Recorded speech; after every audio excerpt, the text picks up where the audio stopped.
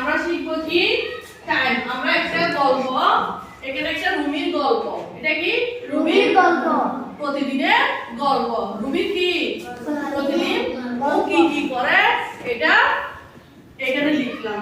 লিখার পরে ও কয়টার সময় করে এটা আমাদের লিখতে হবে না? লিখতে হবে। এটা কিসে লিখতে হবে? ইংরেজিতে। কিসে? ইংরেজিতে। আমি এখানে লিখে দিলাম, দেখো। Rumi is a student. Rumi কে? রুমি কি স্টুডেন্ট। রুমি কি একজন স্টুডেন্ট। রুমি কি? রুমি ছেলে না মেয়ে? মেয়ে। রুমি কি মেয়ে। মেয়ে। তাহলে বলো তো এখানে ইজ কেন হয়েছে? রুমি হচ্ছে কি singular number, third person singular number, third person. তাহলে পারসন কয়টা আছে? কয়টা? তিনটা। তিনটা। কি কি?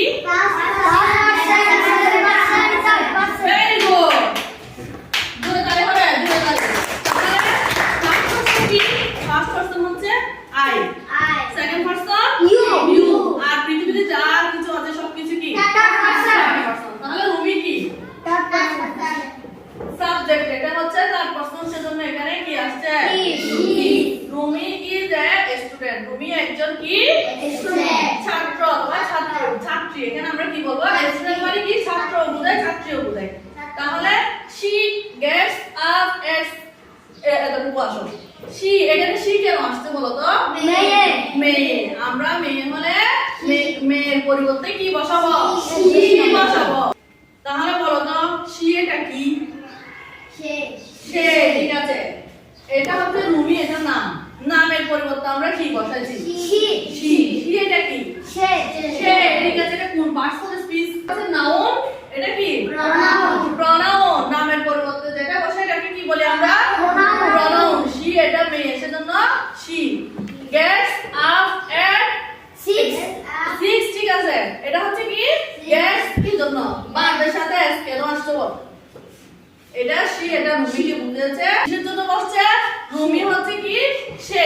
সে এটা কার জন্য বসছে? সে। সে কে? রুমি। রুমি একজন নাকি দুইজন? এজন্য বারবার শেষে কি বসলো? s। Rumi gets up at, এবার এখানে আসো। আমাদের মূল পয়েন্টটা হচ্ছে এখানে। আমাদের মূল পয়েন্ট কি? 6। এখানে আমরা আগে থেকে জানি কখন am বসবে, কখন pm বসবে। সকাল 12টা পর্যন্ত আমরা কি বসাবো? am। সকাল 12টা থেকে রাত 12টা পর্যন্ত কি হবে? pm। এই কাজগুলো আমরা সকাল 12টা পর্যন্ত করব। সেগুলোতে হবে কি am, আর যেগুলো